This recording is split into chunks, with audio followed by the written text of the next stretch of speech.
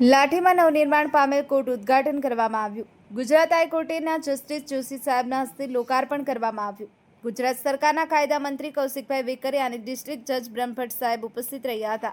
મોટી સંખ્યામાં બાર એસોસિએશનના વકીલો અને કોર્ટનો સ્ટાફ ઉપસ્થિત રહ્યા હતા. Bureau report, good news 24, Ramesh સત્યની સાથે.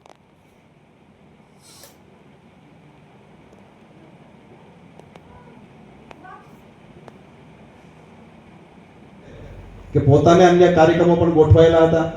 પોતાના જે રીતે પારિવારિક પ્રસંગોમાં પણ જવાનું હતું, પણ લાઠી કોર્ટ માટેની વાત આવે અને જોશી સાહેબે નક્કી કર્યું કે ભલે મારે બહાર જવાનું થતું હોય, લાઠી માટે મારે આવવું પડે. મારી પોતાની અંગત ફરજ સમજી અને પોતે લાઠી ખાતે બિરાજમાન થયા છે.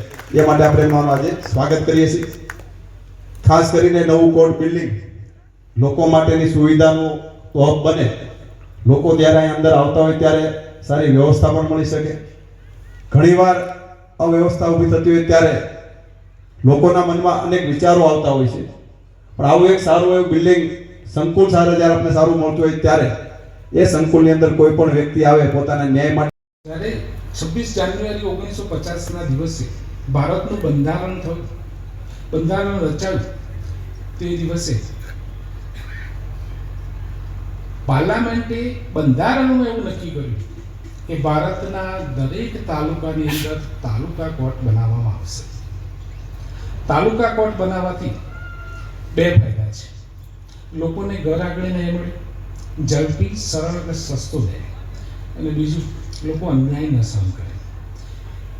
માણસ જોડે પૈસા ના હોય અને 50-60 કિલોમીટર દૂર ડિસ્ટ્રિક્ટ કોર્ટની અંદર અથવા તો તાલુકાના બીજા મોટા વડા મથકે જ્યાં કોર્ટ હોય ત્યાં જવું હોય તો ઘણી વખતે માણસના આ પંક્તિઓના માધ્યમથી હું કહેવા માંગીશ કે આજે આ નવનિર્મિત કોર્ટ બિલ્ડિંગના ખૂણે ખૂણે અમને આપ સૌ મહેમાનોનો પ્રેમ અને સહકાર દેખાઈ રહ્યો છે તથા અમને આ સંસ્થાના નિર્માણમાં